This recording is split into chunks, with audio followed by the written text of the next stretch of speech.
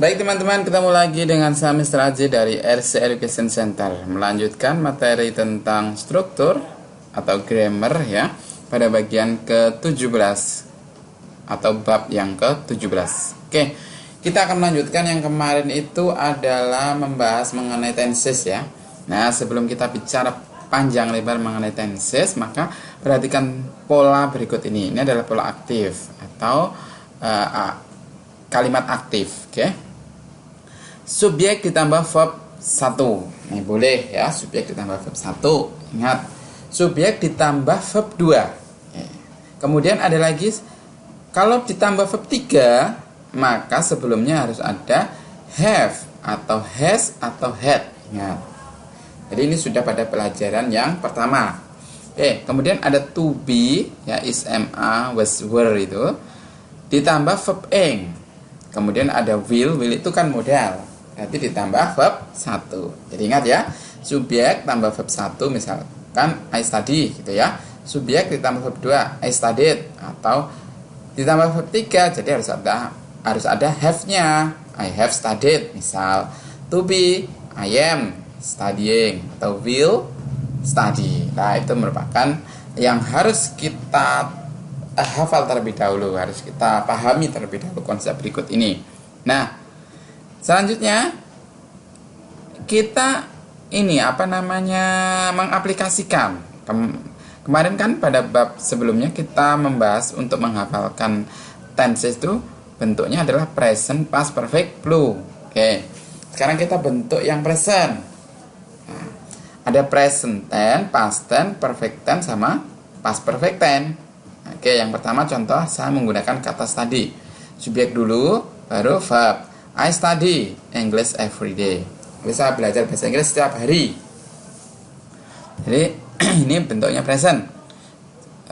Bentuknya menggunakan verb 1. Berarti verb 1 itu dilaksanakan masih ada hubungannya dengan saat ini atau setiap hari, atau pokoknya kata ini everyday. Ini kata keterangannya, keterangan waktunya itu adalah keterangan yang menunjukkan sekarang.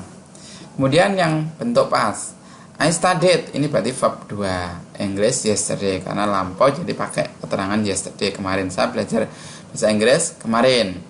Kemudian I have already studied English for 2 months, saya sudah belajar bahasa Inggris selama 2 bulan. Oke, jadi saya sudah belajar. Berarti sebelum kata studied maka ditambah have. Ya, ini already ini dipakai, tidak dipakai sama aja. Oke, hanya untuk penambahan saja. Saya sudah belajar bahasa Inggris selama, for itu maksudnya selama 2 bulan. Misalkan sekarang ini bulan April ya, berarti 2 bulan sebelum bulan April, berarti bulan Februari. Di Februari, Maret. Mulai dari Februari, Maret, April. Nah, berarti sudah 2 bulan untuk belajar bahasa Inggris. Oke, yang ini bentuk past. Ya, ingat, past ini kalau ini menggunakan have, berarti ini diganti had gitu ya. Jadi I had, ini bentuk ketiga dari have. Nah, tapi di sini pokoknya kalau untuk pastnya pakai had terus kemudian verb 3, berarti I had studied. Oke, English before you came. Ini juga, ini bentuknya bentuk lampau, before you came, nggak boleh before you come, come ya kalau tulisannya itu, tapi ini come tulisannya, before you came. I had studied English before you came biasanya. Jadi ini menceritakan bahwa dulu saya itu belajar bahasa Inggris, sudah belajar bahasa Inggris sebelum kamu datang, nanti di waktu yang lampau. Ini tinggal cerita. Oke, jadi I study every day ya. I studied yesterday. I have studied for 2 months. I had studied before you came. Oke. Karena bentuk continuous.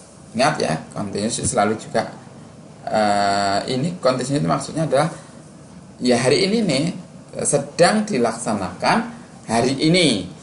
Jadi sedang dilakukan hari ini. Biasanya mungkin biasa nggak makan jam 11 tiba-tiba makan jam 11, itu namanya sedang.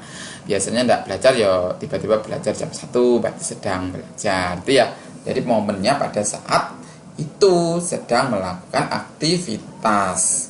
Oke, jadi saat ini sedang melakukan aktivitas. Oke, contohnya adalah kalimat present, maksudnya present continuous. I'm studying English now. Nah, ingat tadi rumusnya adalah setelah to be itu verb ing. Nah, saya sedang belajar bahasa Inggris sekarang. Kalau pakai was berarti di waktu lampau, tapi dia menceritakan sedang. I was studying English at 7 o'clock. Jadi kalau ini adalah past progressive ya, past continuous, berarti dia itu diikuti keterangan waktu. Waktunya itu tepat jam berapa gitu loh ya. Oke, kemudian perfect. I have been studying English since 2012. Saya, ini kan have kan sudah. Saya sudah sedang belajar bahasa Inggris sejak 2012. Berarti maksudnya sejak tahun 2012 itu sampai sekarang itu ya belajar bahasa Inggris. Kemungkinan sekarang belum selesai belajar bahasa Inggris, mungkin akan masih tetap berproses gitu loh. Jadi belum selesai, masih proses belajar terus. Yang ini I had been studying English for 2 years before we met. Nah, jadi ini kejadian di waktu lampau. Jadi waktu itu satu sudah ya belajar selama 2 tahun. Jadi mulai tahun misalkan 2000, sekarang 2019 berarti 2018 sampai 2019. Dia cerita saja sebelum Anda datang. Ya, ini bentuk yang continuous. Lanjut pada bentuk future. Future itu berarti yang akan datang. Contohnya, I will study English next month. Saya akan, ingat tadi will itu adalah modal. Berarti setelah modal verb 1. I will study English next month. Saya akan belajar bahasa Inggris bulan depan. Jadi akan berarti masih keterangannya nanti. Nah, di sini memakai keterangan next month. Oke? Berarti nanti. Sekarang pakai past, bukan pakai will tapi pakai would. Ingat setelah modal bentuk kedua juga verbnya verb 1. I would study English last year. Nah, ini menceritakan kejadian yang selesai di waktu lampau atau yang dikerjakan di waktu lampau. Kemudian I will have studied English by the end 2016. Ini perfectnya, perfect future, artinya perfect itu kan sudah terjadi. Nah, ini perhatikan kalau I will have studied, saya akan sudah selesai. Ini berarti belum selesai, tapi akan selesai. Berarti nanti itu akan selesai benar-benar. Berarti dia berusaha sungguh-sungguh untuk bisa menyelesaikan. Dia katakan by the end 2016, menjelang, ini artinya menjelang ya, menjelang akhir 2016. Jadi kalau berarti dia bicara misalkan sekarang 2000 berapa ya, 2016 gitu, 2015 gitu katakan ya, sekarang 2015 berarti sudah ancang-ancang nanti menjelang, berarti mungkin bulan Desember 2015 itu kan menjelang 2016 kan, dia sudah merencanakan itu akan benar-benar selesai belajar bahasa Inggrisnya itu, sehingga diikuti have verb 3. Jadi will have verb 3. Kata keterangan biasanya itu by the end. Oke. Kemudian blue.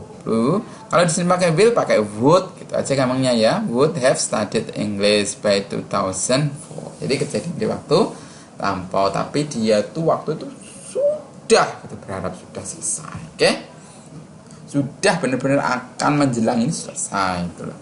Jadi gampangannya kalau ini pakai will ya verb 1, ini pasnya pakai would verb 1. Will have, nah verb 3, would have verb 3. Oke? Sekarang future continuous yang terakhir. Future continuous present, future continuous past, future continuous perfect, future continuous sama past perfect, future continuous. Oke, sekarang kita bahas presentnya dulu. Present itu I will be studying English at 9 p.m. Ingat, setelah will mesti verb 1. Lah ini pakai to be. Be-nya nggak boleh am walaupun di sini ada I, tapi kembalikan ke bentuk murni yaitu be. Sehingga I will be. Setelah to be pasti verb ing, sehingga menjadi I will be studying. Oke. I will be studying English. Saya akan sedang belajar bahasa Inggris pada saat pukul 10. Jadi belum, nanti misalnya sekarang mau diajak, misalkan namanya, misalkan saya Miss Aji mau Miss Aji, ayo ikut aku ke restoran. Jam berapa? Nanti jam 10. Waduh, mohon maaf ya.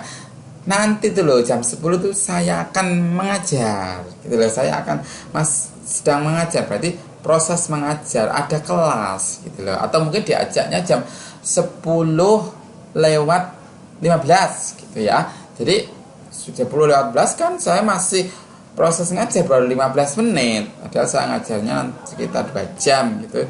Jadi saya masih proses ngajar. Nah, itu dikatakan kalau dalam bahasa Inggris, I will be studying English at 10 p.m.